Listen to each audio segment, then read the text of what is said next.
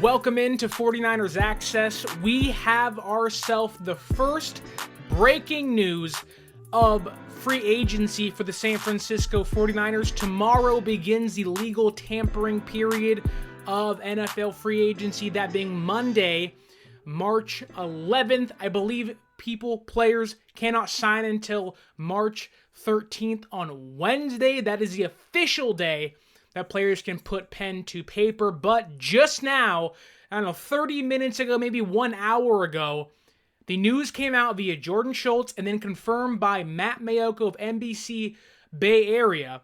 The San Francisco 49ers have released former team captain, four-time team captain, multiple-time Walter Payton of the Year award nominee, Arik Armstead, no longer with the San Francisco 49ers. This was a move that, if you joined the show the past couple weeks or so, we talked about this move may have been coming. Now, it may have been via trade. We talked about San Francisco having two 31-year-old defensive tackles, Javon Hargrave and Arik Armstead, dove into their cap hits. What would it take to save money off of their contracts?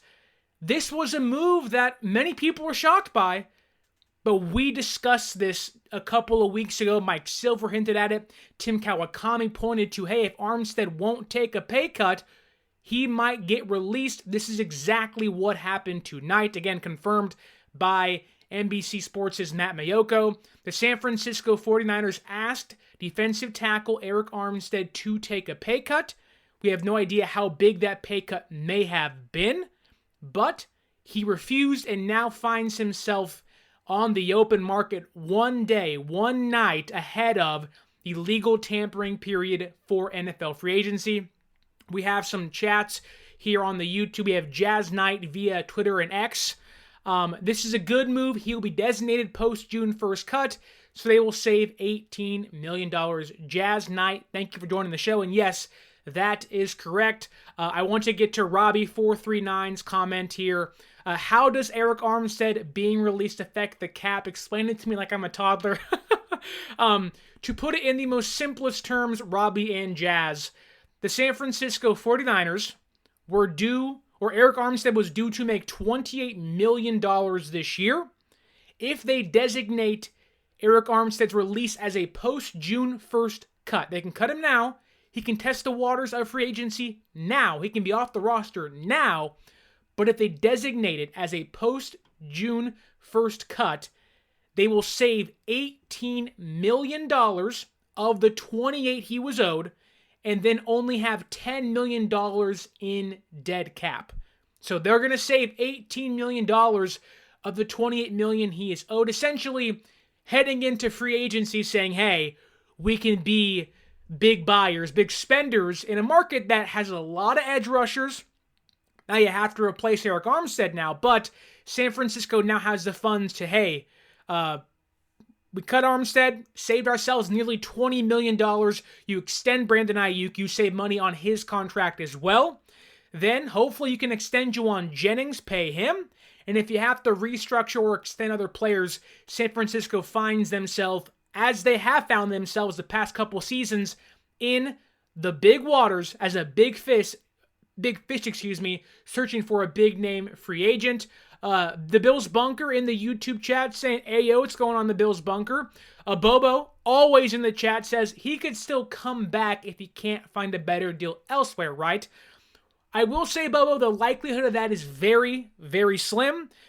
One, it's a business. When you ask an elite player or a player getting paid elite money to take a pay cut, you find that most players say, I don't want to do so. I feel somewhat disrespected. Now, does Armstead feel that way? Maybe not. Who knows? We'll never know. But the likelihood Arik Armstead doesn't find a suitor in a team, let's say like the Texans, who already have DeMeco Ryans, who need an interior defensive lineman, who've already openly said they want to go and try to get Christian Wilkins from the Dolphins. If they miss on Wilkins, could Arik Armstead be their number 2 option? There's familiarity there in Houston with DeMeco Ryans. Jimmy Ward's also there. I think that makes the most sense. So could Armstead come back like Jimmy G, which again, Bobo does say down below in the comments? Sure. The Jimmy G situation is entirely different, though. The San Francisco 49ers did not outright release Jimmy Garoppolo. He was always on the roster. When he quote-unquote came back after they couldn't trade him, it was because he took a pay cut. Armstead already refused to take said pay cut.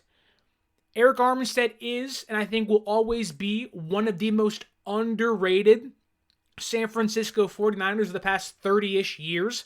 He is 10th all-time in Niners sack leaders. He's this team's 10th all-time sack leader, and he has the second most playoff sacks just behind Nick Bosa.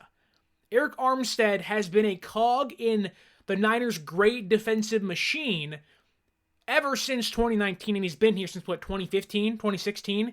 He is the longest tenured 49er. Losing Arik Armstead means losing leadership. But what can you do if you are San Francisco now?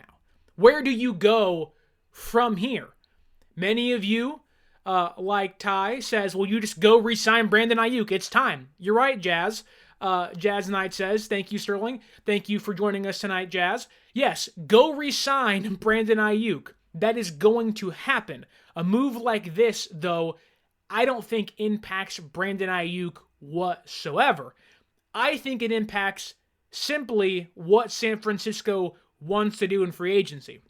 It also, just like signing Javon Hargrave and trading for Chase Young and Randy Gregory, tells the fan base, reiterates to that roster, just because we lost to Kansas City again doesn't mean we're going to stop trying. Just because we have to pay Brock Purdy next season and re-sign Brandon Ayuk this season, and we have some heavy hitters coming off the books in a handful of years we have to bring back, doesn't mean we're ever going to stop trying. Now, this may be one of their biggest remaining swings to take at getting a Lombardi trophy, but this tells me, hey, they want to continue to strike while the iron is hot. Robbie again asks in the chat, says, Joey Bosa is a way more realistic signing. I'll tell you what, Robbie, you keep Joey Bosa as far away as you can from the San Francisco 49ers. Is Joey Bosa a great player? Sure. Is he almost 30 years old? Mm-hmm. Is he often injured? Mm-hmm. What did you just get rid of? A high-paid, high-priced, 31-year-old, 30-plus-year-old defender that has constant injuries. Like Arik Armstead, San Francisco wanted him back just at a lower price, but they saw you tore your meniscus this past year, played through it, mind you. You have plantar fasciitis, a nagging injury, which has cost you a handful of games the past 2 seasons. They said, you are not worth the current price tag you have. Why would you then take that price tag, albeit maybe a cheaper one, and put a similar price tag, even if it is cheaper, on Joey Bosa, an often injured 30-plus-year-old defensive end rusher, where you can go add somebody else in this current market that is much younger than Joey Bosa, and at this point in his career, arguably more productive. Danielle Hunter is the big fish. He is the white whale. If I'm San Francisco, my eyes are saying, hey, Danielle Hunter, you are primary target number 1.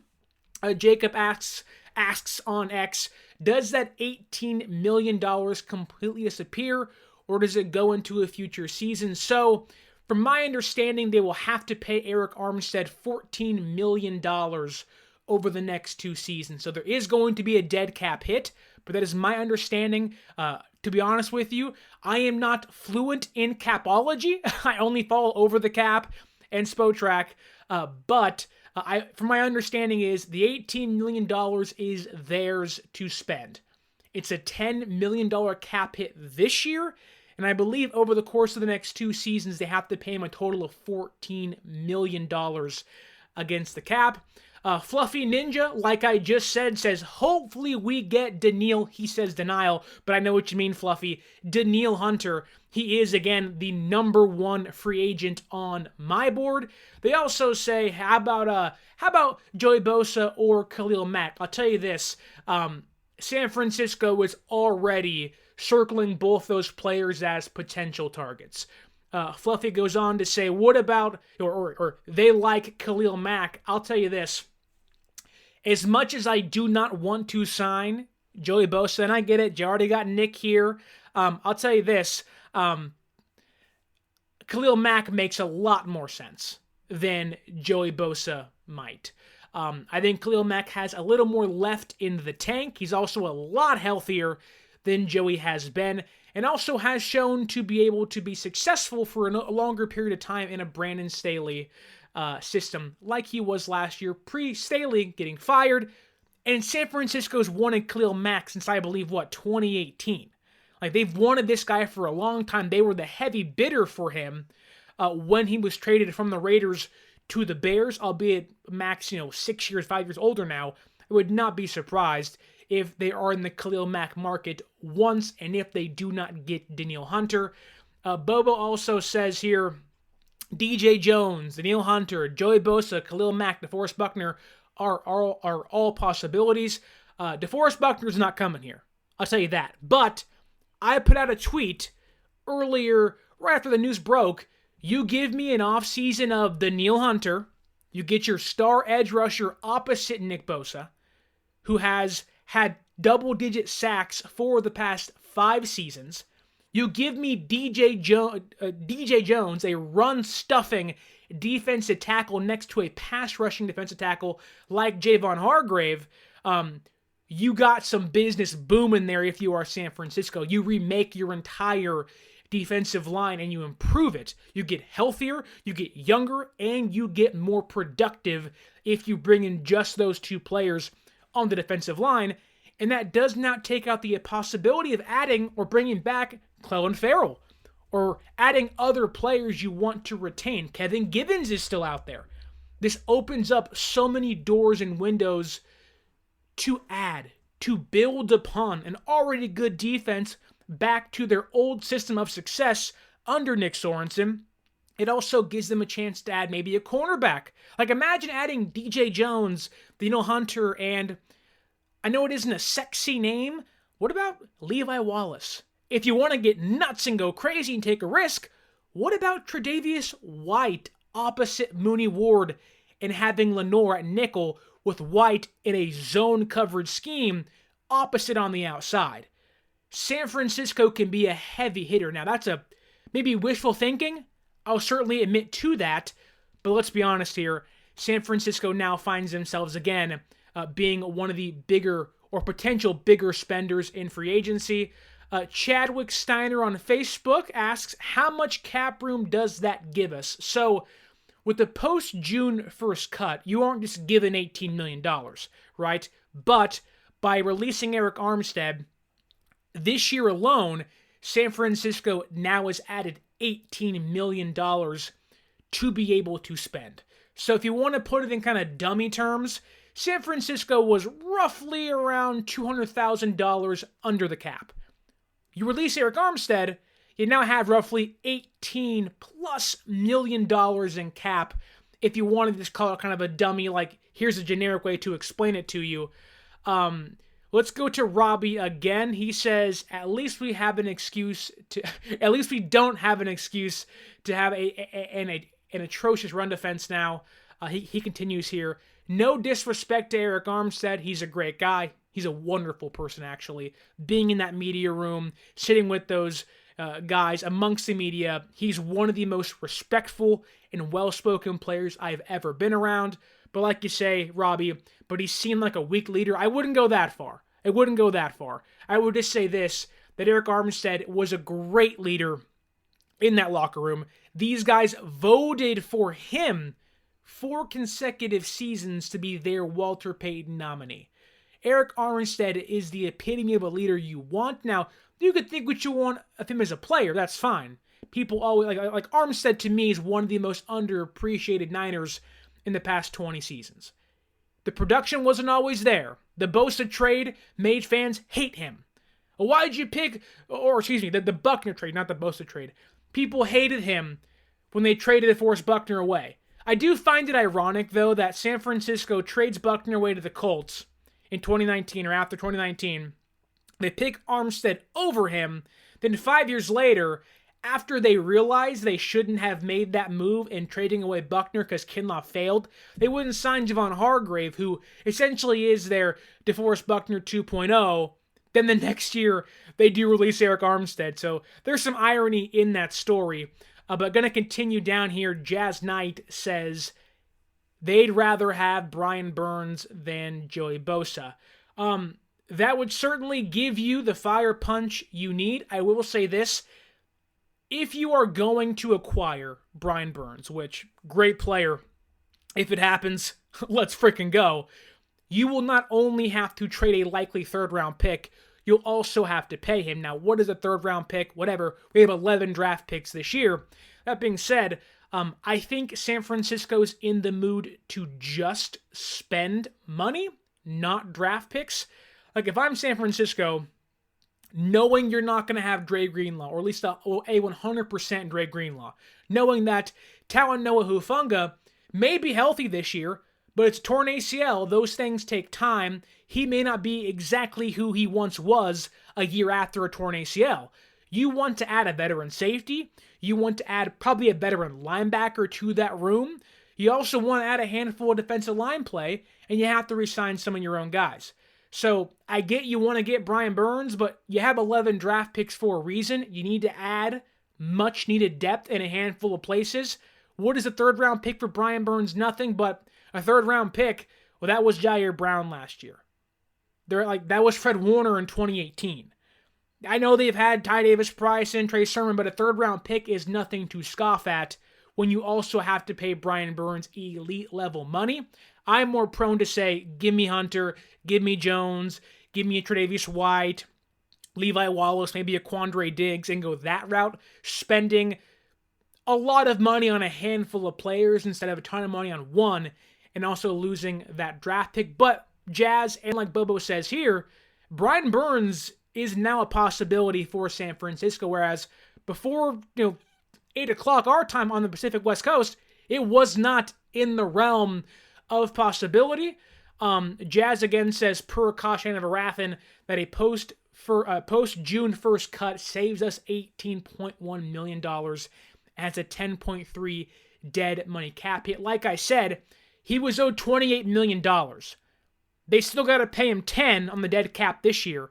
They're going to save 18 essentially this season. Bobo also says, what about Bobby Wagner 1 year? I like Bobby Wagner. The thing is, he can't cover anymore. He's an awful pass-covering linebacker. If I'm San Francisco, do you want to bring back Oren Burks? Maybe not. You want to bring back Demetrius Flanagan-Fowles? That makes sense to me.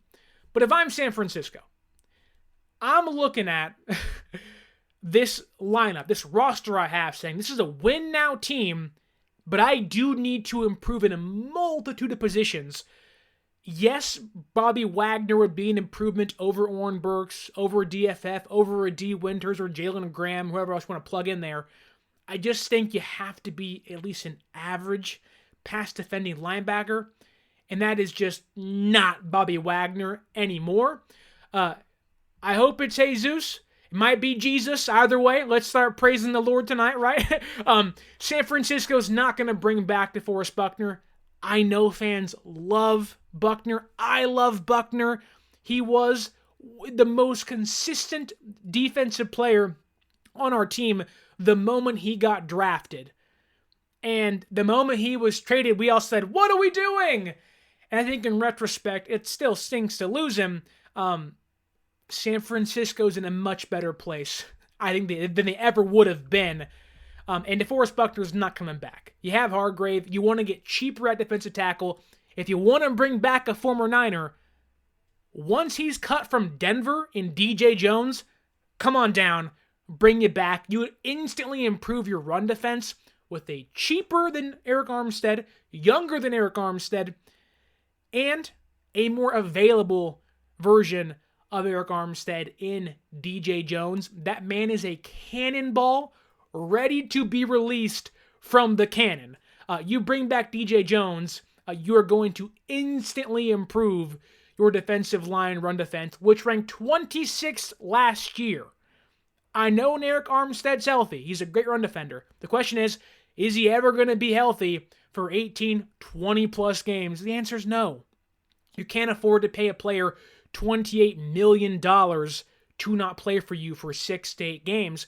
That was becoming Arik Armstead. And the older you get, in all due respect, you just aren't the same player when you have a torn meniscus and plantar fasciitis. Those things nag at you. I tore my meniscus. You can play sports on it. But I'm also not 6'5", 300 pounds against elite level offensive linemen. It nags at me still to this day, and I had the surgery to get it fixed. Then you add in plantar fasciitis, your career is not going to last much longer than the age of 30. Hence, bringing back DJ Jones for 2 or 3 years makes a ton of sense for San Francisco. Jazz Knight asks again, do you expect San Francisco to hunt for a veteran linebacker opposite Nick Bosa? The answer is simply yes. What San Francisco needs at linebacker isn't a Bobby Wagner, right? I think San Francisco would be foolish to not try to bring back either Oren Burks or Demetrius Flanagan-Falls just to have a veteran presence in that room. We have no idea what D. Winters is going to be. We have no idea if Jalen Graham, who is more of a Mike linebacker than a Sam or Will, is going to be this year for San Francisco. They're young and they're unproven. We have no idea what they're going to be. And so bringing back, despite maybe the hate he might get from the fans because of what happened against Kansas City, Oren Burks makes sense. He can at least be playable from day one. DFF can be playable, and both those guys also bring in special teams experience, which this team has struggled with the past couple years. If I'm San Francisco, I believe it was Jeremy Fowler said Levante David is a potential for us. I have a hard time believing he'll come back or he will sign with San Francisco and not go back to Tampa Bay. Someone who I do think is an option, I'm pretty sure he got released by the Chargers, is Eric Kendricks. I think he should be cheaper. I think he's someone that, while isn't amazing, he's not going to be a starter for much longer if Dre Greenlaw comes back, but he's someone that could be, if you let Burks walk and DFF walk, that you come in. He started for the Vikings a handful of years, started for the Chargers last year. I think San Francisco could say, hey, you are a fine number 2 option, and once Greenlaw comes back this year, once he's healthy again, you can be our number 3 ahead of someone like Winters and Graham, who they do have a lot of confidence in, but just are not proven.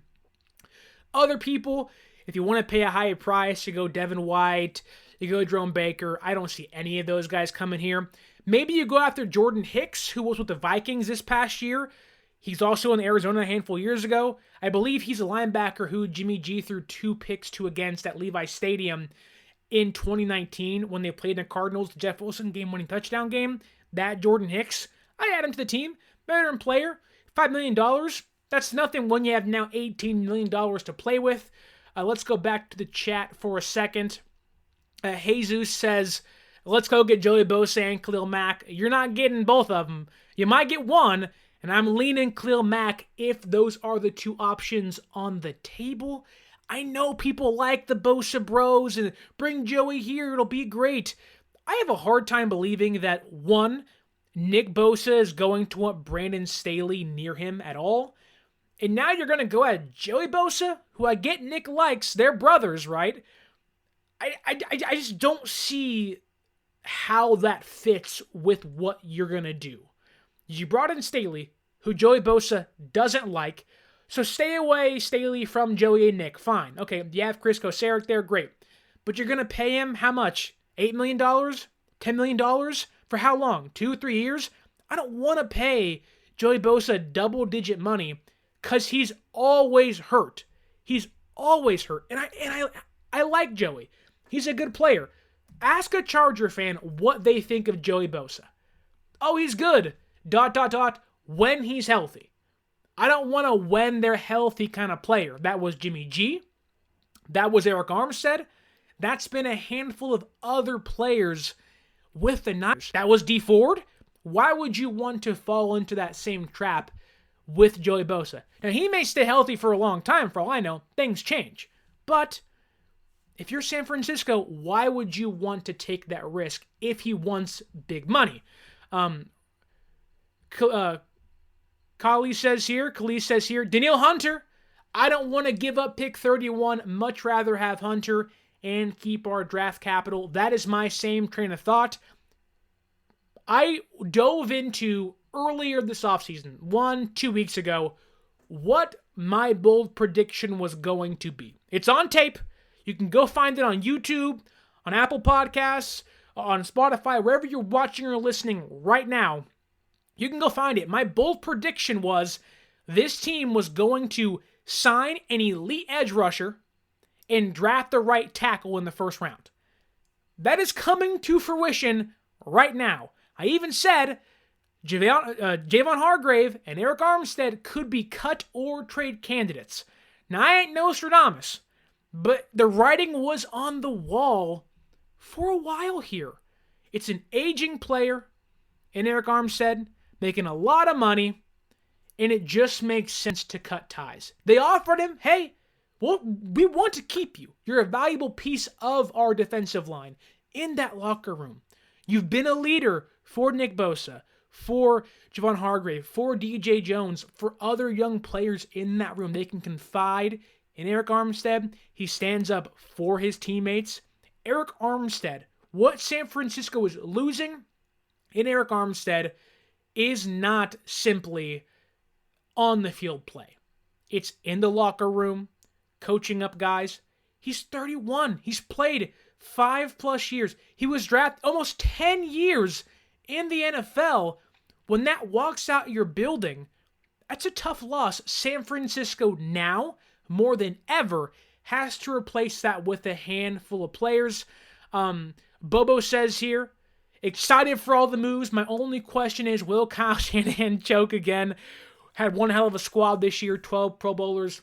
Look, Bobo, I'll tell you this. No matter how many moves they make this year, no matter how successful they are this next season, if they make it back to the Super Bowl, we are still going to have the same concerns about Kyle Shanahan in that game. They can average 35, 40 points a game walking in to Super Bowl 59 against whoever it might be. Kansas City, the Bengals. It could be against Jim Harbaugh's Chargers.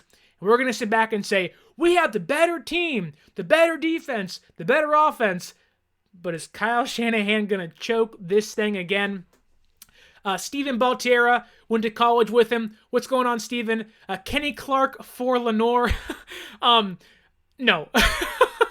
You can keep Kenny Clark. You can pay that contract. You can give me DJ Jones. Thanks for chiming in, Steven. Hope you're doing well. Ezra Pound says Leonard Floyd. He is someone that Mike Silver pointed to earlier today. He is someone that played with the Rams. And I'll give you a secret here.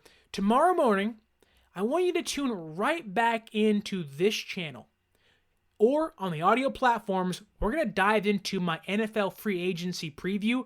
We talked about who this team should retain of their impending free agents. Now we're going to talk about who they should acquire in the free agent market tomorrow. Stay tuned for that. Oh, what a tease by me. Ezra Pound says that Joey Bosa's made of glass. Yeah, it just, again, I like Joey. Makes a lot of sense. Just, I don't want to pay Arik Armstead $28 million to be hurt, then pay Joey Bosa, even if it isn't $28 million, double-digit money to be the exact same when it comes to availability. Bobo says here, and this actually hurts my heart to hear you say this, I believe the Bosa brothers will eventually meet up in Miami and play together. I mean, Nick Bosa's not going anywhere for a long time if his play keeps up. He's still young, still playing at a Defensive Player of the Year caliber. I think if that happens, they're going to be in their mid-30s. But it could. Mike McDaniel's there. Now, if they keep losing big games and no win playoff games, that whole team could be under a significant roster reconstruction. A Tua could be gone, albeit they want to extend him. Don't love that for Miami, but we will see. Rene Rodriguez says this. Tavondre Sweat, defensive tackle from Texas. So let's talk about this, for example. San Francisco could view this as, like, they can go out there and they can spend big money in free agency. Tre'Davious White. They can go out and they can go acquire Danielle Hunter. Bring back Chase Young. Clelin Ferrell's back. DJ Jones is back. Go and acquire all these pieces. Or, what they could do, like they did last year. Now, I don't think this is the case, but just hear me out for a second. Could San Francisco, yes, be looking to spend money? Yes, wanting to add players. That's my thought. But could they, in fact, be doing what they did last year and trying to create the most rollover cap possible? They can still spend. They can structure contracts how they want to and still create some cap space going into this year. But like they did last year, restructuring, I believe it was Armstead and George Kittle and Mooney Ward, adding those dead cap years onto their contract, extending use check, and moving contracts around, could they also be freeing up money looking ahead to say, hey, we got to pay Brock Purdy in a year? Could that be in the back of their mind? These guys think ahead. Now, in this case, with Armstead specifically, I think it is simply, we're going to go out there and find big name free agents. But like Renee says, in a way, the draft, go through the draft. You want to find cheaper options. There is the NFL draft. Now, I don't think Tavondre Sweat's going to be there in the 60s when they pick in the second round. And I can guarantee you, they are likely not going to go defensive tackle in the first round. But I will say this. San Francisco has always valued the trenches. Could we see them going, instead of signing a defensive tackle or an edge rusher, saying, hey, like Ezra Pound asks me here, what about Colton McKivitz? What do you think about Colton McKivitz? I think the Colton McKivitz signing is one of three ways. One, he provides you an instant starting-ish caliber player at right tackle or right guard. I also think he gives you important depth behind what could potentially be a first-round rookie right tackle with guard flexibility in case you cannot bring back John Feliciano. But, again, like Renee asks, what about the draft? What if San Francisco goes and signs Robert Hunt or goes and signs Michael Onwenu from New England and he becomes your right tackle? Does San Francisco view number 31 as a chance to go and acquire a young defensive tackle opposite Javon Hargrave, next to Nick Bosa, after signing Danielle Hunter and Onwenu or Robert Hunt from the Dolphins? There's many things San Francisco can do. All I can tell you is, welcome to NFL free agency. San Francisco now has a chance to spend big money. I'm not talking L'Jarius Sneed. I would not even account for Brian Burns being an option. But now almost every single window of opportunity is there for San Francisco.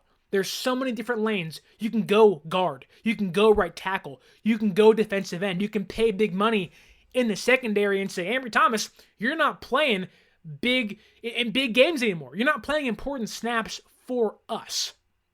I do think San Francisco set themselves up for another big offseason. The Niners Sickness Podcast said, what's up, faithful? That's for the chat. Also for myself, what is up, Niners Sickness Podcast? I want to ask you a question, Niners Sickness Podcast.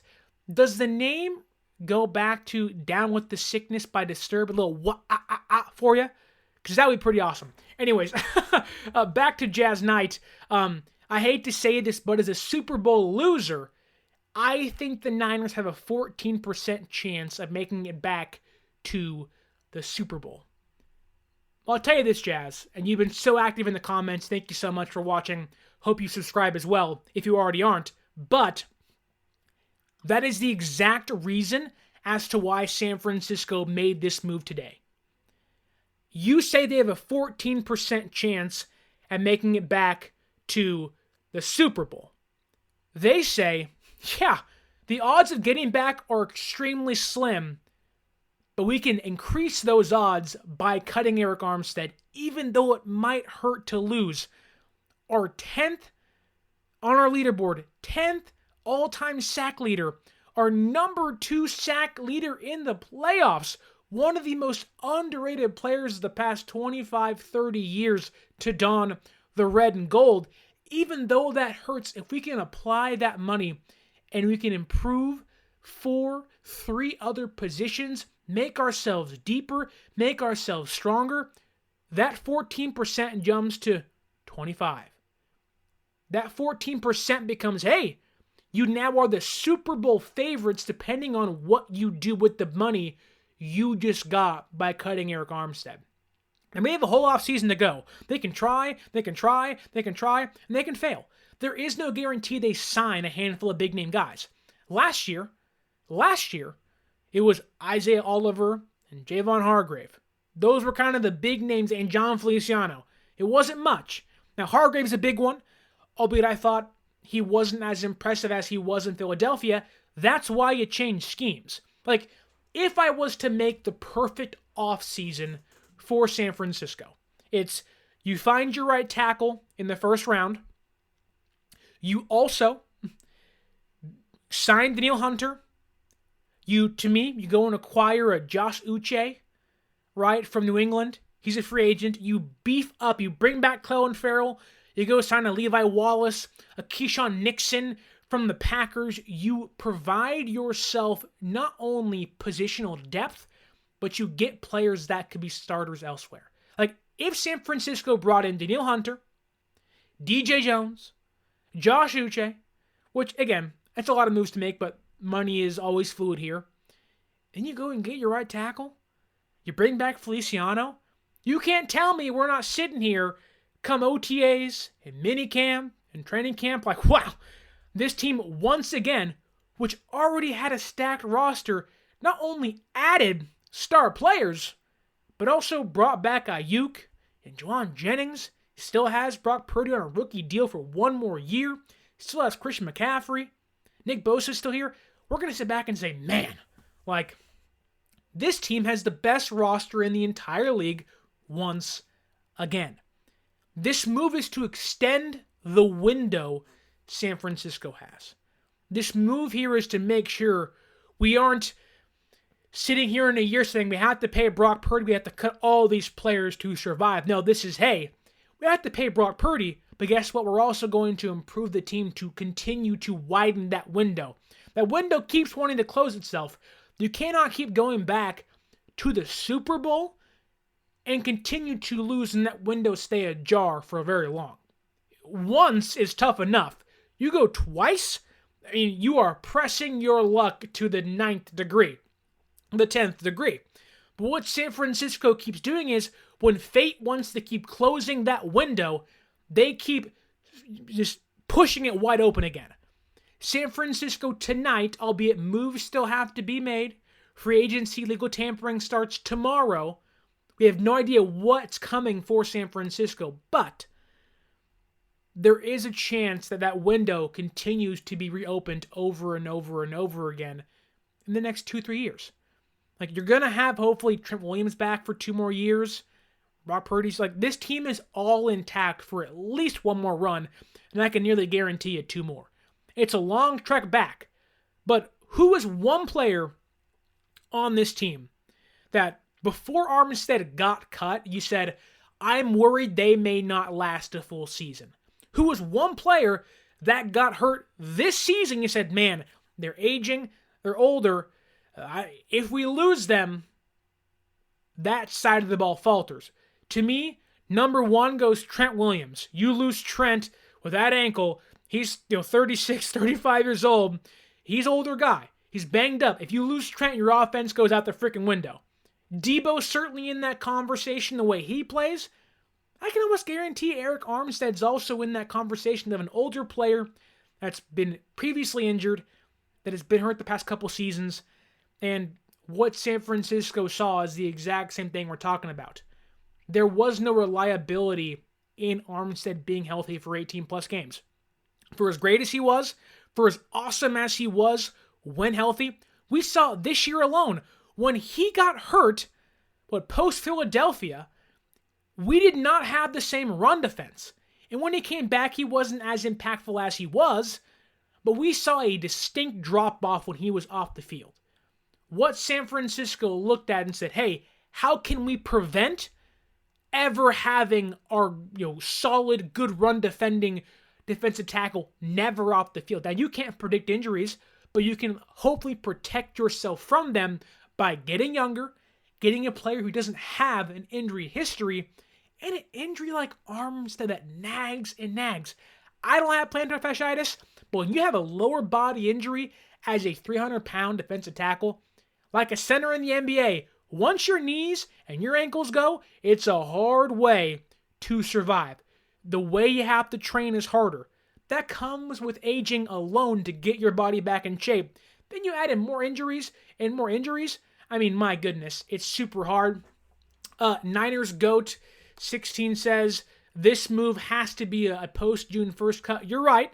That's the only way you can save $18 million. I would like to assume San Francisco is not that dumb and said, yeah, get out the building. Now, this will be a post-June 1st cut to save the $18 million. And Niners GOAT 16 says again, that money doesn't come off the books until June 2nd. This isn't a move for this year's free agency. I kind of alluded to that being an option for San Francisco, knowing you have to pay Brock Purdy like there was last year. They saved, $39 million in rollover cap. That could be a way to maybe save yourself the pain and sorrow of cutting players next year by moving Armstead this year, because you have to pay Brock Purdy. We have a question here by Bobo. What's going to happen with Drake Jackson? He's due for a Pro Bowl. I'll tell you this. Drake Jackson has all the tools to be successful. Go back to this past offseason. Go back to minicamp, training camp, OTAs. I was there. Every single person, when they brought up Drake Jackson's name, said he's built like a Pro Bowler. And I know you're just joking about getting a Pro Bowl, but I'm being honest with you. Trent Williams, of all people, said the body he has is made for Pro Bowls. Now, Drake Jackson had 3 sacks against the Steelers in week 1, and we're all saying, hey, we got something. Now, he got hurt, had the knee injury. For Drake Jackson, not only does he have to stay healthy, but he has to prove he can actually be a rotational piece on the defense. Let's be honest here. What has Drake Jackson proven to anybody? Nothing. Now that he's injured, that's even more of a reason to go acquire someone opposite Nick Bosa. If I told you this year, as of right now, your defensive starting line is Nick Bosa, Javon Hargrave, Kalia Davis, and Drake Jackson. And behind them is Robert Beal. And that's really it. San Francisco has to acquire not just starting players. They have to acquire multiple depth pieces. Hence why you go and get your big fish, your Danielle Hunter, and you bring back guys like Clelin Ferrell and Kevin Givens, maybe even Javon Kinlaw. And I'm not sold on him, all the way, but that's certainly an option. You have to find a way to bring back a lot of pieces. I can guarantee you, even if that Arik Armstead money can't be spent until June 2nd, I can almost guarantee you San Francisco is sitting back saying, look, that'll give us some time later. We can also free up money still now. San Francisco 49er fans will be upset if this leads to nothing, but I can almost guarantee you. You read Mike Silver, you read Tim Kawakami, you read others, they will tell you they saw this coming. That Mike Silver said in the Chronicle, they are already having tough conversations coming. This was one of those tough conversations. Now, I'm no insider. Even I said Arik Armstead's contract's kind of a the elephant in the room. I would not be surprised if he's moved or asked to take a pay cut. He was asked, he refused, he got cut. This isn't shocking. But what it does is it gives San Francisco not only a long view into the future, but it also gives them money now, or at least the opportunity now to spend and either replace or bring back a handful of players they want to retain. Ezra Pound asks, love to hear your thoughts on Mick Lombardi response to Spagnuolo blitzing. The Mick Lombardi signing is interesting to me. I do not know a ton about him. I'm not going to dive into all that because I'm just not aware of what he's done with the Raiders. I know he was here in San Francisco for a handful of years, did a ton of stuff. I would not be surprised if he replaces Clint Kubiak, who left for the Saints OC job. I wouldn't be surprised if he becomes the pass game coordinator here in San Francisco. One thing that stood out to me, though, was that he is the son of Michael Lombardi, former executive in the NFL, the same guy who, well, to me this isn't that big of a deal because Mick didn't say this. Michael Lombardi said this, that Trey Lance wasn't born to throw out of the womb, which again, it's more of just what the heck? But to hear they signed his son means to me, if there are leaks to Michael Lombardi, we know exactly who they're coming from. They're coming from Mick himself. Moving to the response to Spagnuolo blitzing, I mean, what is there to say? It's what he does. It's what he does. There's a reason why San Francisco tried to get him away from Kansas City. There's a reason why Kansas City paid him so much money.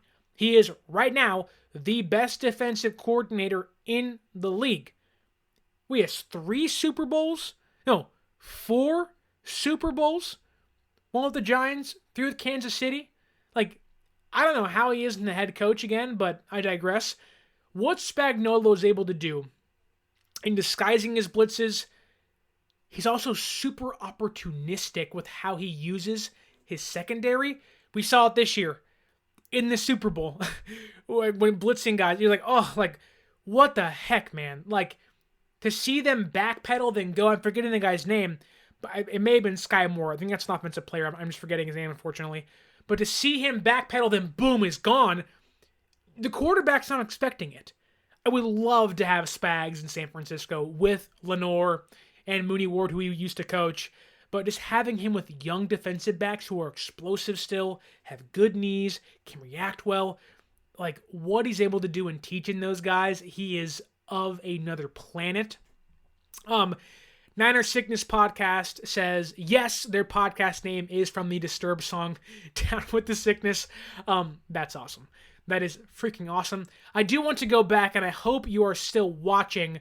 There was a comment I totally jumped over for a reason, because it wasn't Niner related, but I did see the news, and I can't find it, unfortunately, but it had to do with Russell Wilson. Oh, here it is. Robbie439. Russell Wilson is now a Steeler.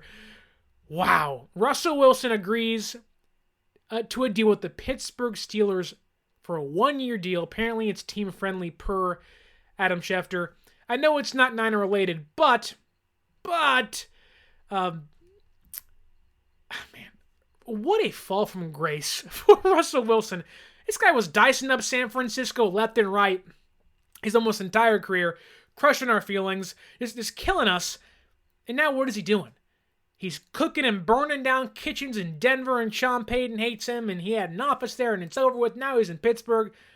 If he backs up Kenny Pickett, my God. That also takes Pittsburgh out of the Justin Fields conversation, so I don't know how serious they were about that, but that leaves Atlanta, Minnesota, depending on where Kirk Cousins goes, maybe Washington. They're going to get Drake May. Justin Fields might find himself in a weird place of maybe the Raiders. The NFL offseason, I know the Armstead deal was big, but man, the NFL offseason, this is going to be fun. There's quarterbacks that are going to move. There's defensive linemen that are going to move. This is going to be an extremely fun offseason. Renee Rodriguez asks, should the Niners trade for Zach Wilson to back up Brock Purdy or draft a quarterback? Renee, it's a good question. It's a question that I answered in the last podcast, but I'll answer it again for you here. Simple answer is no.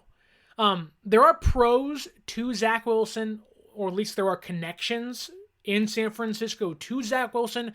The big one being, had the Jets not taken Zach Wilson number 2 overall, and let's say they took Justin Fields, let's say they took Trey Lance, you know where Zach Wilson was going?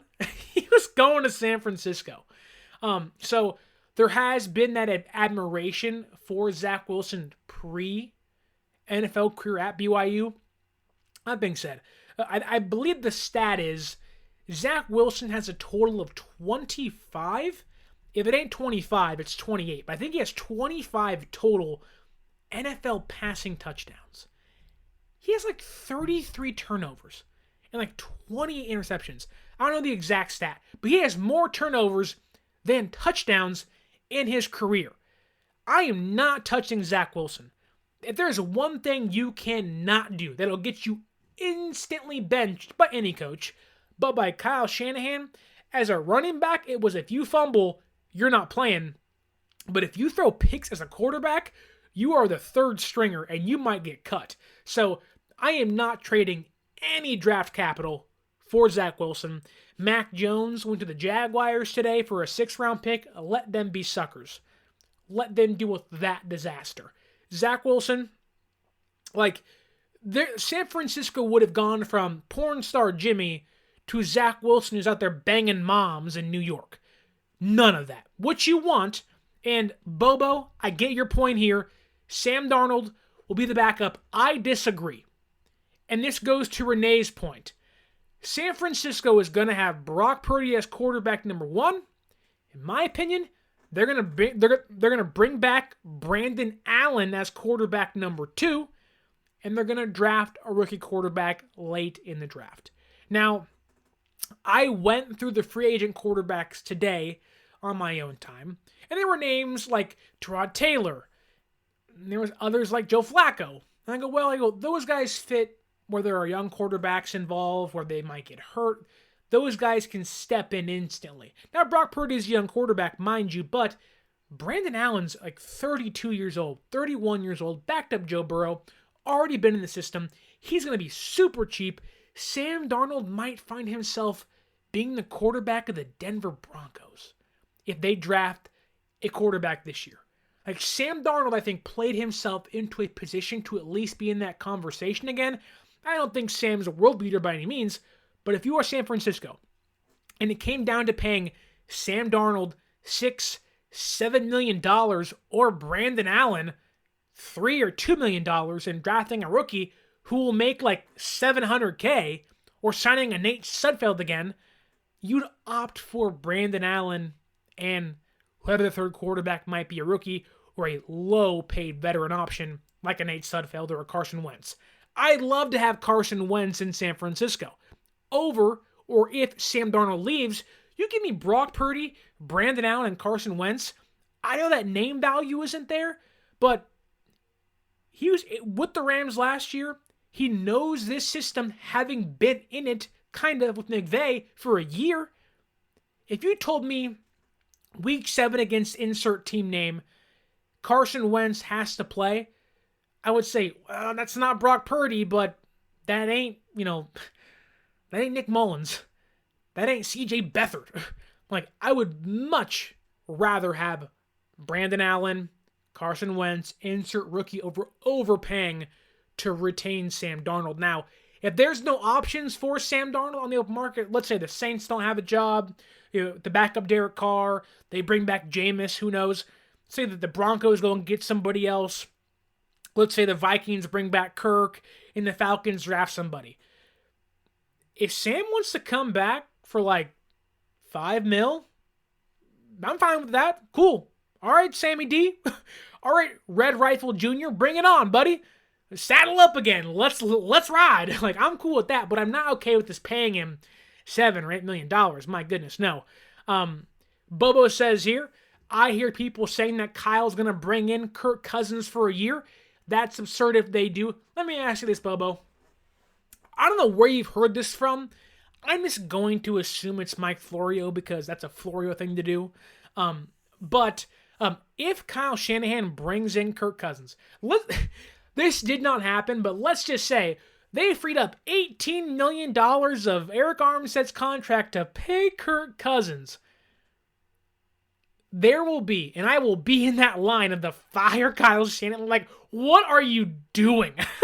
Like, get out of here. You can make Nick Lombardi the head coach for what Kyle's doing, but no. Kirk Cousins is not coming to San Francisco. There is no way. I get it in Washington ties, and Kyle always wanted them in 2018. That was the plan. Who cares? Who cares what the plan was, I don't know, 6 years ago?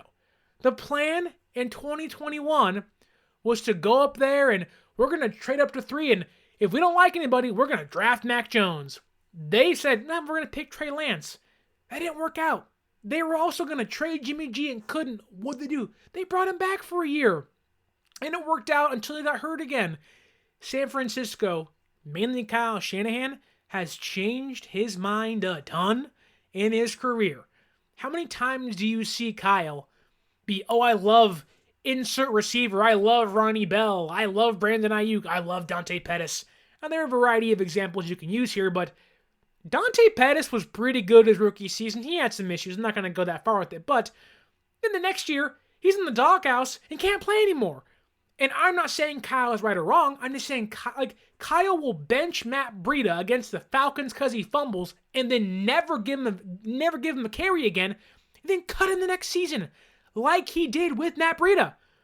Matt Breida in 2019, when they lost to Atlanta down the stretch, fumbled the ball. And Kyle said, you know what? Raheem, Jeff Wilson, Tevin Coleman, Matt Breida, who had been one of the team's best running backs all year, didn't play at all the rest of the season. So I get Kyle has ties to certain players. Kyle is not afraid to say, you can go ahead and screw off. You messed up. You're not playing. So changing Kyle's tune is not that hard. It will change on a whim. That does also not mean he'll go back to Kirk. Why would you... Brock Purdy had one of the greatest seasons ever in San Francisco 49ers quarterback history. He had the best season since Jeff Garcia. He's been in those conversations the past 2 years with Kurt Warner and Tom Brady. And I'm not saying he is that guy. I'm just saying that when you have a quarterback in those conversations, what you don't move is pay Kirk Cousins. So, Bobo, I don't know where you're hearing it from. I'm going to assume it's Mike Florio or just some dumb jag-off somewhere else just making up crap for their blog. But my goodness, no. I do want to get back to the Armstead move because I do want to hear you guys in the comments on YouTube, on Facebook, on X, on Twitter. What do you make of this deal? What do you want the team to do with the money they're going to have? Do you think this is hey, we are going to be big spenders in free agency? Danielle Hunter, DJ Jones, Tre'Davious White. Who is the one guy you want them to acquire if that's the case? And do you think this move might have been made, like many moves were last year, to create rollover cap when they have to pay Brock Purdy? Bubbo does ask here, 3 years, $100 million for Baker Mayfield. I'm not going to lie, I kind of laughed when I saw it. I said, Baker Mayfield, $100 million, Jesus. Like, you're paying him $33 estimated million dollars a year. You're paying Baker Mayfield $33 million a year when he can't even beat Jared Goff. Which, Jared Goff's a fine quarterback. He almost beat us. What are the odds the Buccaneers win the division next year? Pretty good, because they play in the worst division, arguably in the entire league. I like Baker. I'm a Baker guy. Look, I'm an Oklahoma Sooner fan. Sam Bradford, Trent Williams, I am Boomer Sooner till the day I die. Nick Harris was out there. I am Boomer Sooner. Baker Mayfield was my boy. Went to Cleveland.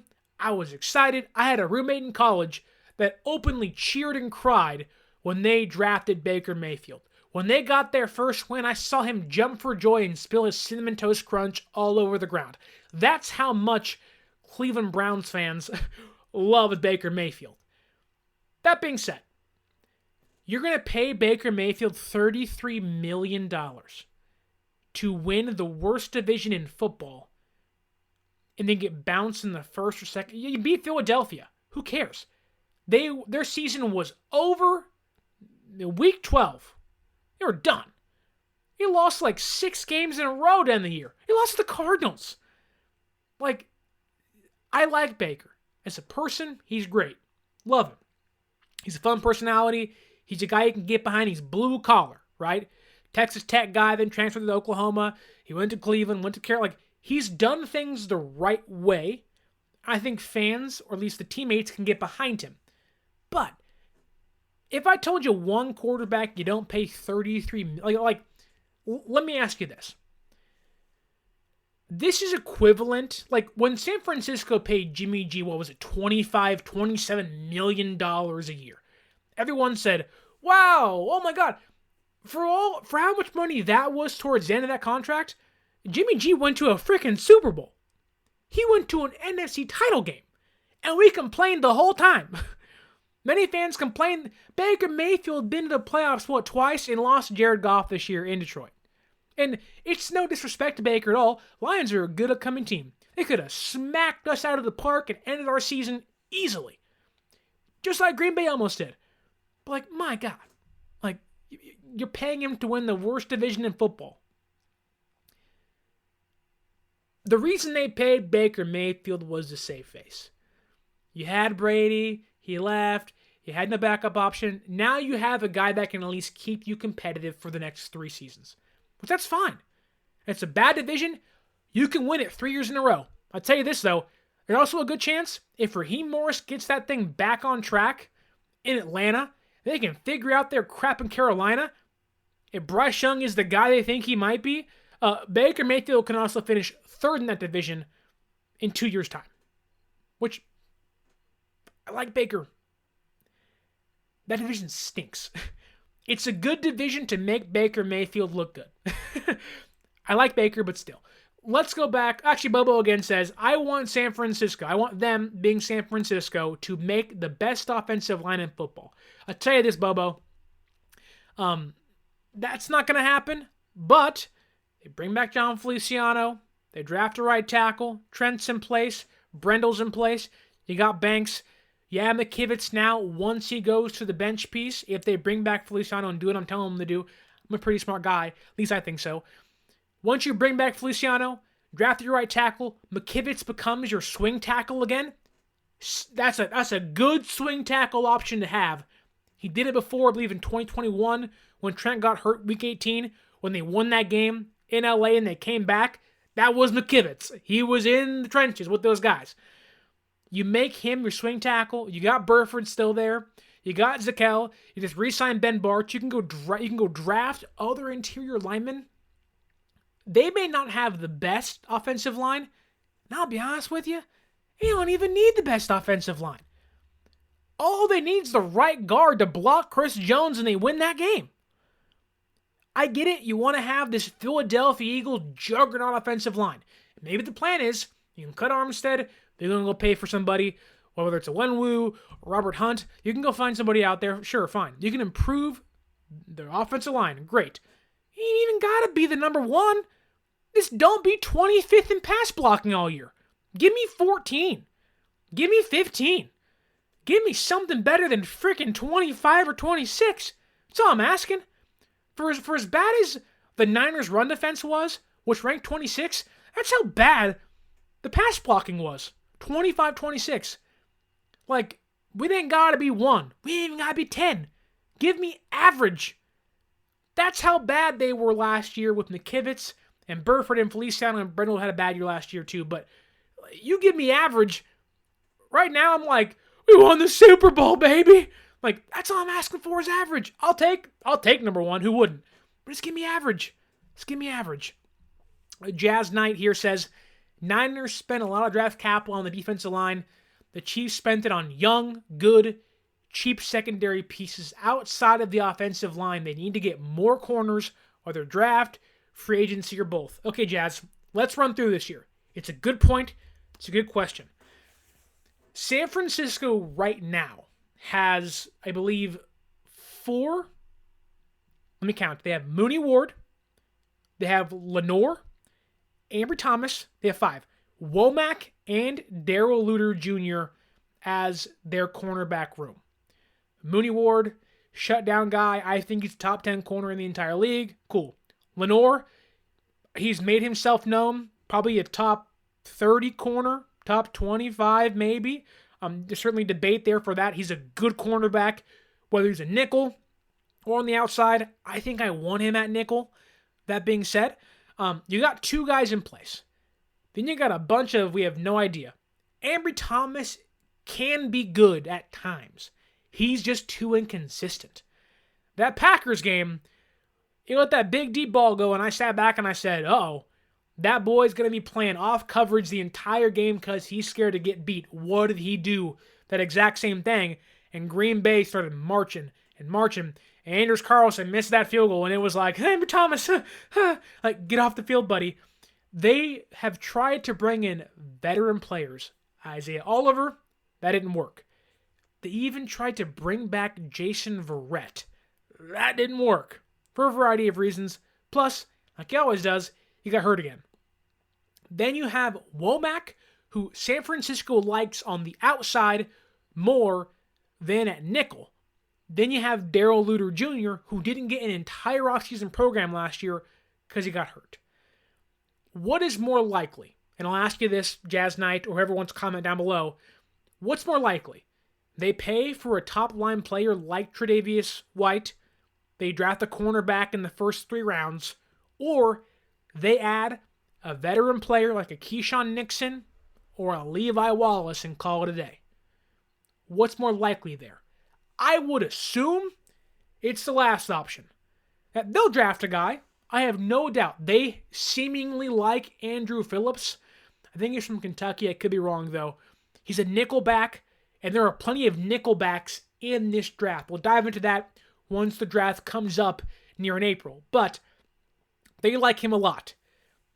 Now, San Francisco, if you draft Andrew Phillips, you maybe have your Lenoir backup. Or if you sign Levi Wallace or a Keyshawn Nixon, you now have the maneuvering ability to either move somebody to safety, keep 5 or 6 defensive backs, move, cut Womack if you want to, who I think, weirdly enough, was a good gunner last year, I guess in 2022, then got benched the rest of the year this year for guys like Chris Conley, Willie Snead, which whatever, I like Chris Conley, you can bring him back too for all I care. But I think it's more likely they keep the remaining core they have and then sign one veteran player and draft somebody else. You draft a guy, it may have more upside than Luter and Womack and Ambry Thomas, but I think you have to at least sign one veteran player to be, whether it's a starter to make Thomas a backup, which I think we're all okay with, or if it's not to make Thomas a backup, to be there in case you need to have a backup behind Thomas. Rene Rodriguez says again, Kenny Moore's out there for the Colts, slot nickel cornerback, you're right. It all depends on how much money they want to spend. Like, I'm of the mindset of trenches. Like Jazz Knight says, they spent a ton of draft capital on the defensive line. This year, it could be let's spend money on the defensive line. Let's spend draft capital on the offensive line. Get younger. You're going to have to replace Trent someday. Whether it's in 1 year or 2 years' time, you're going to have to go that route. But I tell you what, if a player like Kenny Moore, like Levi Wallace, like Keyshawn Nixon, and even if it's Tre'Davious White, who tore his ACL and his Achilles in back-to-back seasons, like Richard Sherman did, you want to come to a zone-heavy scheme where you don't have to rely on your physical talent as much. It's your intellect, it's your smart, it's your coverage and play recognition.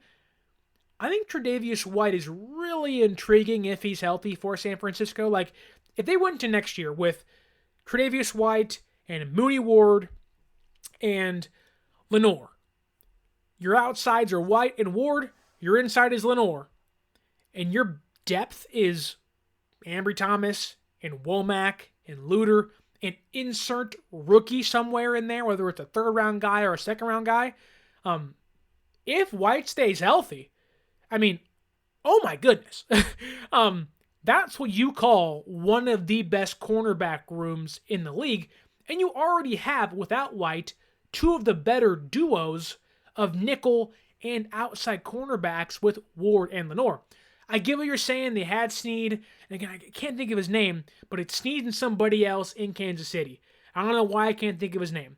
But what they've been able to do with the blitzing, I think like you brought up earlier, Jazz, with Spagnuolo, if you can get young, versatile, explosive players, like if Steve Wilkes was still here, I would look at you and say, yes, Steve Wilkes loves to blitz. They have to get that, that really good cornerback so he can utilize blitzing out of the secondary. With Steve Wilkes gone now, you have to look at what they've done pre-Steve Wilkes, where it was Saleh and Ryans. They're drafting cornerbacks in the 3rd, 4th, 5th, 6th rounds. That's what I think is going to happen again. They don't have that defensive backs coach making decisions for the defense anymore. You got Nick Sorensen, you got Brandon Staley and company, you got KJ Wright. Like they're all about marrying the linebackers and the defensive line. Cornerbacks are just more so, just cover for a little bit. Give us, 6 seconds. Give us 5 seconds. Let our guys get home. Hence why I think that avenue towards Danielle Hunter, if you want to get crazy, it's Brian Burns. In my mind, it's you bring me Josh Uche, you bring me Danielle Hunter, you bring me DJ Jones. Thank you, Renee. Thank you so much. I've been thinking of Trent McDuffie. I couldn't think of it the whole night. I can almost guarantee you I blocked his name out of my head because I never want to hear his name again because of what happened against Kansas City. I was like, just get McDuffie's name out of my head. But thank you so much for commenting and reminding me of the pain we all share. But I do think it all points back to trenches, trenches, trenches. This team has always valued that. In fact, like you said, Jazz, they've put in so much draft capital in the defensive line. I think if they draft an offensive lineman in the first 2 rounds this year, it'll be the 3rd offensive lineman they've picked in the first 2 rounds in the entire Kyle Shanahan tenure. It was McGlinchey in, 2018? Was that it? Then it was Aaron Banks. Like, what? This team has to get younger. In fact, they don't just have to get younger. I think they need to find an option to eventually replace Trent Williams. Hence why I think they're going right tackle in the first round. Hence why I think you want to maximize this team.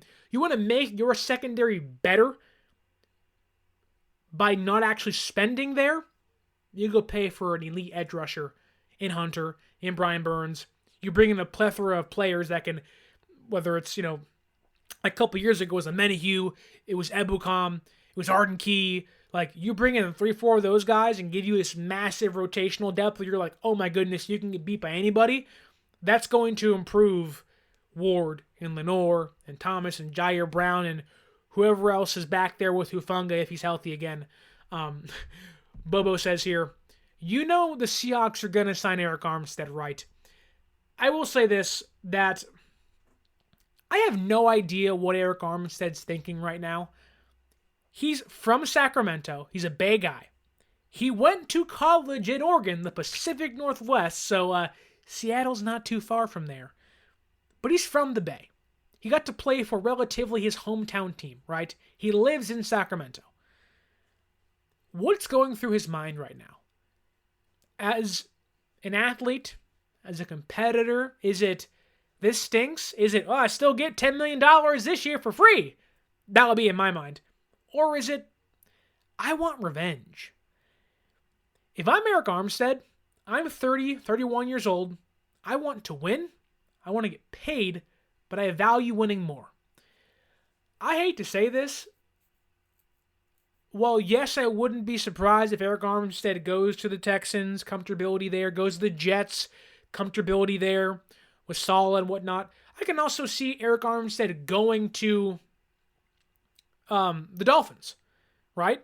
They didn't want to pay Christian Wilkins. Well, you go with your boys there. A couple guys, Chubb got hurt, Phillips got hurt. Putting Armstead there, he can play inside, play outside. There's comfortability there. Always sunshine in Florida, right? If Arik Armstead wants to win, and he wants to give SF, I don't think he does, but let's say he does. He wants to give San Francisco, Kyle Shanahan and company, the biggest F you ever. You know where he's going. You know exactly where he's going. He's going to Kansas City. He's going to play next to Karlaftis and Chris Jones, and he's going to take the most team-friendliest deal ever. He's going to play next to them boys in Kansas City. And they're going to go out there and win another one with Arik Armstead. He's going to say, if you want to win, you will come here. Like, imagine next year for Kansas City, and I hope it doesn't happen. But imagine Chris Jones, Arik Armstead, Karlaftis, and you go and insert Charles Omenihu, you go and insert Travis Kelce and Patrick Mahomes. That will, like, it will be that will be like Charles Haley going to the Dallas Cowboys. Like, what in the world is going on? Like, it'd be like Deion and Dallas. Oh my God. Like Deion going to Dallas. Like, and I get Deion was only here for a year, but still. Like, my goodness. Jazz Knight, who I think has joined us the entire show. Jazz, thank you for watching all night. On the West Coast, it's 9:40. That ain't too late, but I don't know where you're located, so thank you for joining us all night. He says, I can see Patrick Queen going to Seattle. What Seattle has done? Yes, Patrick Queen, I think the Ravens linebacker. They got Mike McDonald out there now being their DC, the Shanahan stopper. I mean, what they're doing out there, like, I'm kind of nervous about Seattle in a handful of years. Like, if you told me that Seattle going to have Mike McDonald, who's known to be a Shanahan scheme stopper, right, this past year, you want to insert them Ravens boys, Patrick Queen, insert someone else. If Marlon Humphreys get hurt, you going to put Marlon Humphrey or gets cut, put him in Seattle with that cornerback group they got? I mean, man, like, they spent a little bit last year and didn't work out for them, but they're a young team that I think you give them a year or two. If San Francisco has to take an offseason, let's say in 2 seasons go by, Trent Williams is gone, guys get older, and Purdy's getting paid, right? Debo's gone, or he gets cut, whatever, and it's Ayuk, and it's Juwan Jennings, and it's an older McCaffrey, and, like, there's going to be rollover of the roster, right? You give Seattle 2 years. The Rams are getting younger. If they can find a quarterback, they're going to be okay. McVay's still there. You give Seattle a couple years, Seattle is going to be knocking on the NFC West door. I guarantee you. If things go right, I guarantee you they're going to be knocking on the NFC West door. Renee says and asks, what about Bobby Wagner and Levante David as linebacker replacements for Dre Greenlaw? I kind of talked about this earlier, but I'll hint at it again, Renee. I know people like Bobby Wagner. I know people see Levante David, and they're bigger names or veteran players that have been good for a decade plus. They've won Super Bowls. They bring pedigree. They're smart. They can teach players alongside Warner like D. Winters and Jalen Graham. I am someone who, it just depends on how much money you're willing to spend. So they're already paying Warner big time money. You're paying Greenlaw a nice chunk of change, albeit it's more team friendly than other linebacker twos are in the NFL. I think you're looking at a 1-year deal for insert player. I'm also not looking to spend more than $6 million, right?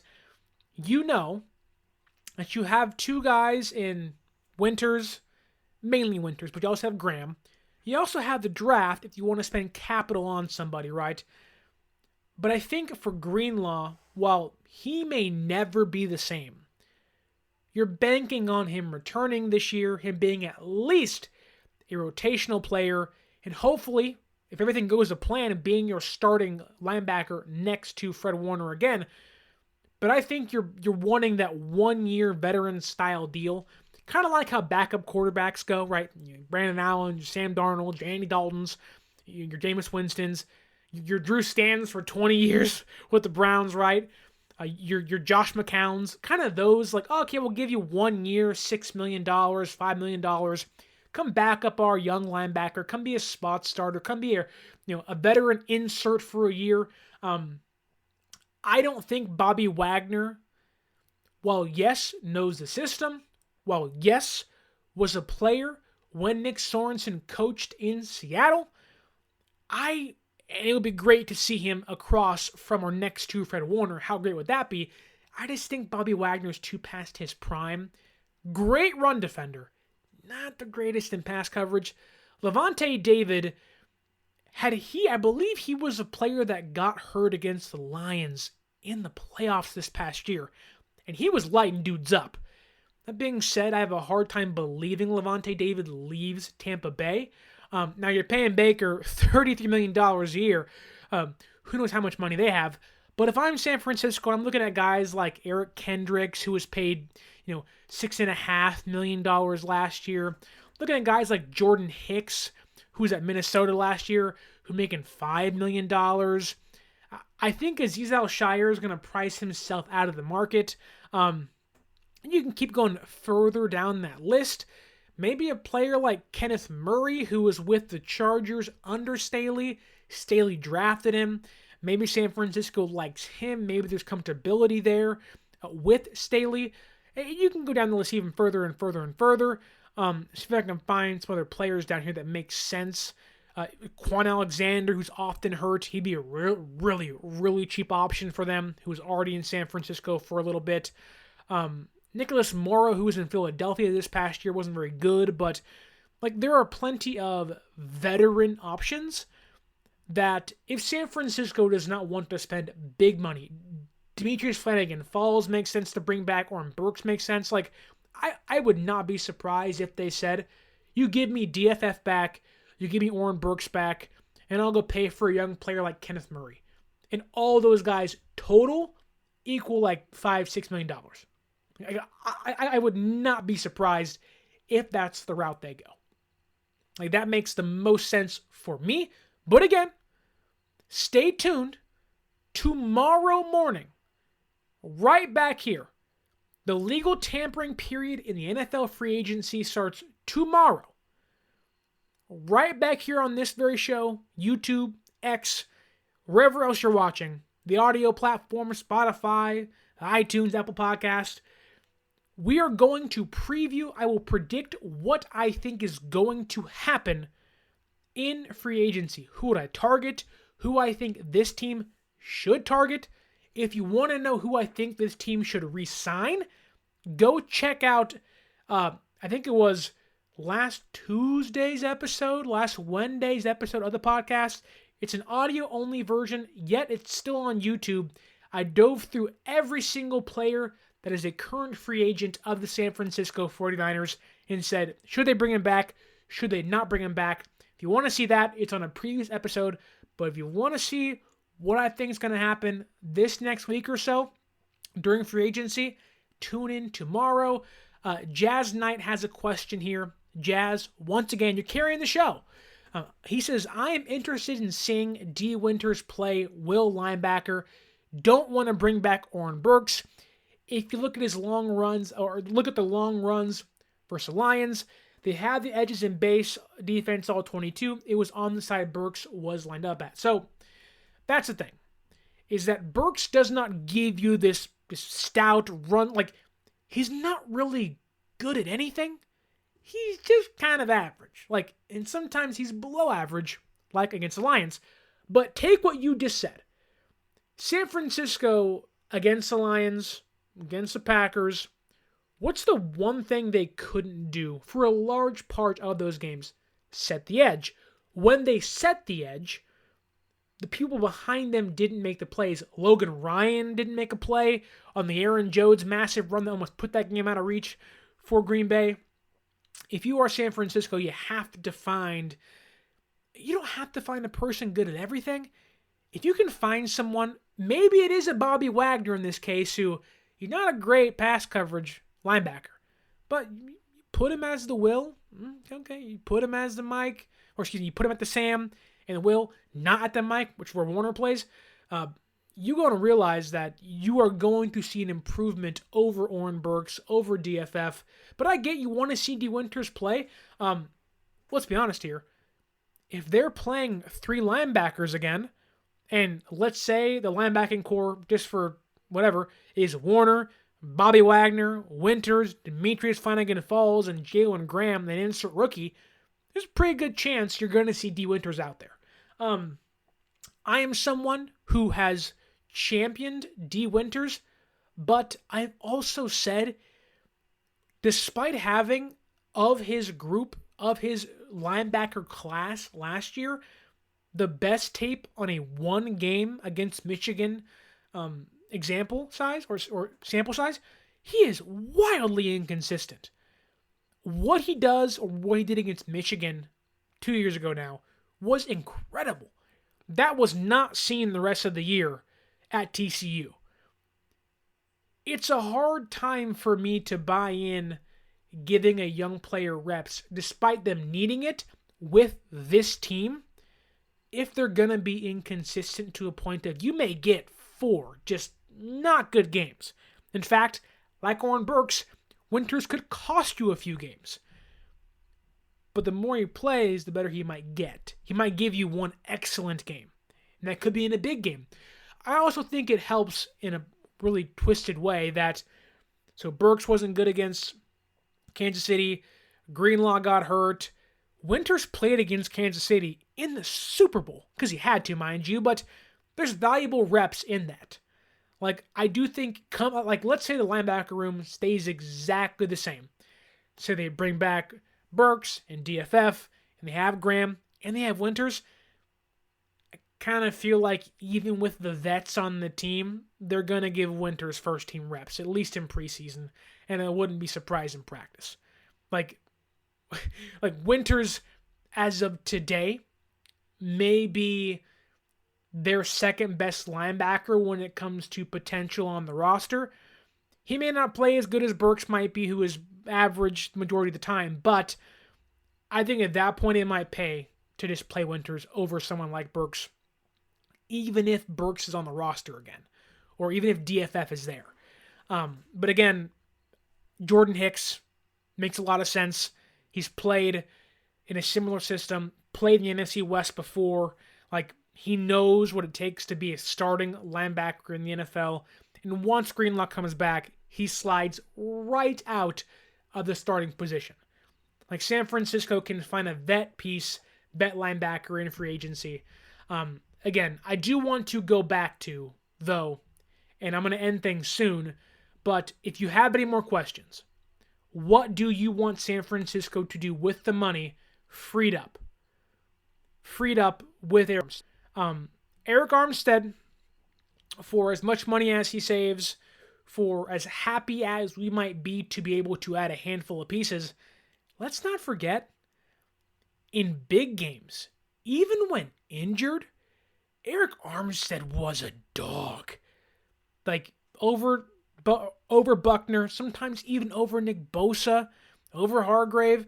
Arik Armstead was that guy. Over DJ Jones, he was that guy. Where you point to and say, that's why we're paying you $28 million. Like, losing that, I don't want to call it a clutch gene, but the ability to play up to the moment, San Francisco's going to miss that no matter who they add. Unless you're adding the Danielle Hunters, the elite level guys of this group. You're losing one of your most productive players in the biggest moments of the season. There's certainly lulls during the year, especially for a player like Armstead, where he's not playing or it's not playing well because he's coming back from the injury. But in big games, Armstead was money. He's worth that $28 million cap hit he had prior to getting released tonight. But look, tomorrow morning, NFL free agency's legal tampering period begins. If you have any more questions, put them down in the comments. I'll go for about 2 more minutes. If you don't have more questions, we're going to say goodnight, and I'll see you tomorrow morning. But as of right now, San Francisco has cut Arik Armstead. They have freed up $18 million in a likely post-June 1st cap cut. They are going to pay $10 million in dead cap money to Arik Armstead, but they have freed up $18 million to spend in free agency, or if they choose to, carry over it into OTAs, in training camp, in minicamp, and maybe save nearly $20 million once they have to pay Brock Purdy next year. There's so many avenues to take. They can add big-name players. They can choose to stay dormant and add a bunch of vets on one-year deals. Heck, they could bring back Kerry Hyder, for all we know. Who knows what San Francisco is going to do with the money they just freed up. I will tell you this, though.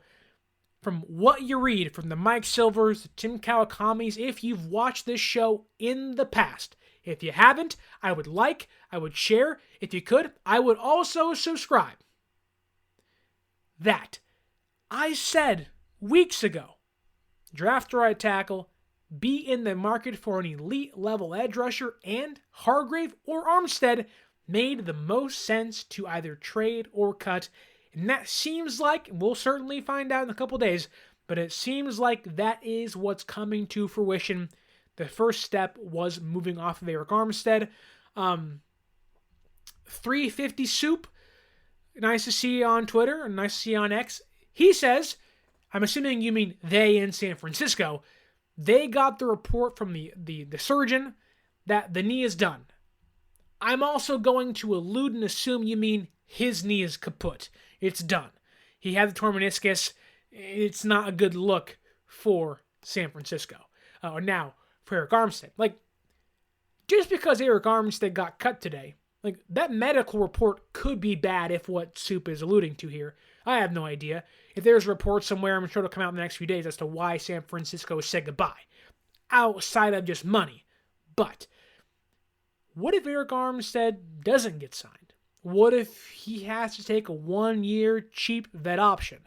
Where it's which opens up a room for Kansas City. For a team that's hey, I want a 1-year banger bust, let me get a Super Bowl kind of deal. I don't think Armstead's going to Seattle. That doesn't make sense to me. Houston makes sense. The Dolphins make sense. The Jets, if they want to spend even more money on the D-line, makes sense. But look out for Kansas City. I get they got Chris Jones, and they're paying Mahomes, and they're paying Kelsey. Kansas City, if Armstead is not signed, and that knee is all kaput, and it's as ugly and it's not healthy, like 350 Soup thinks is what's happening, maybe Kansas City is an option for Arik Armstead. But I don't know. We will see. There's so many avenues to take. It's exciting. Every time the Niners lose NFC title games or Super Bowls, what do they always seem to do? Whenever I keep saying I'm out, they just bring us back into, this next year's our year. If they add a ton of pieces with the money freed up via Armstead, they bring back Ayuk and whatever they choose to do. Come week 1, come OTAs, come minicamp, we're going to be right there at the TV, at Levi Stadium, at the tailgates saying, this year's our year. That's what they do. When they lose, they recalibrate. We're not going to bring back Emmanuel Sanders. We're not going to re-sign Buckner. We're going to trade you for a first-round pick. Then we're going to go get Mooney Ward. We're going to go get CMC. We're going to go get Javon Hargrave. We're going to go and now cut Arik Armstead. This team is always aggressive, and that aggressiveness has yet to stop. This team wants to go for it all. If that does not get you excited, even when they lose, they're down, they're out, how can they keep fighting back from the adversity and the pain, the mental and emotional suffering? They're saying, hey, saddle up, boys. We got round 6 and 7 to go. This thing is not over with yet. This team has put themselves in a position to gear back up, retool, recoup, and go at it again. And go right back at it again. Who knows who they add? We all have our choices, all of our picks. I will just say this, stay tuned. It's going to be hopefully wild. I'm not talking Will Smith Wild Wild West. I'm talking buck wild like Jersey Shore back in the day. Flavor of Love, Love is New York, one of those weird VH1 MTV love shows. I'm talking buck wild like the old VH1 MTV used to be. All that said, thank you for watching, listening. Hopefully you liked, shared, and subscribed. Tell your friends. Tomorrow, NFL free agency legal tampering period begins. Do not forget to tune back in right here. Facebook, Twitter, X, YouTube Live, the audio platforms. Do not forget to tune back in. We're back at it tomorrow, previewing NFL free agency, predictions, who I think they might target, who I think they should sign that is out there on the open market. Again, it's here, folks. The NFL season is almost here. We got NFL free agency, we have the draft, and before you know it, it's OTAs, it's minicamp, it's training camp, then it's week 1 of the NFL season. But I would love if you joined us again tomorrow to react to the NFL free agency news. Thank you for joining the live stream. I really, really appreciate it. All the comments were just amazing tonight. We had, Jazz Knight, Renee Rodriguez, Bobo's always great, 350 Soup, we had plenty of others, Niner Goat 16, Ezra Pound, Niner Sickness Pog, Claudio. Again, so many people in the chat. Steven Baltiera, Robbie439, Khalil Young, Jesus Sanchez. Thank you all for watching. Fluffy Ninja, and many, Chadwick Steiner, and many, many more. Thank you for liking, sharing, subscribing. Don't forget to follow us on social media at 49ers_access is the X or Twitter. 49ers.access is the Instagram. And if you want to save some money going to, let's say it's a Warrior game, NBA, MLB opening days around the corner. If it's a concert, if you want to pre-buy Niner tickets, use our promo code 49ersaccess, 49ERSACCESS at SeatGeek.com, and save yourself $20 off your first purchase. One last time until tomorrow, once again, stay tuned for tomorrow. My name is Sterling Bennett. This has been the 49er Access Podcast, and as always, stay faithful.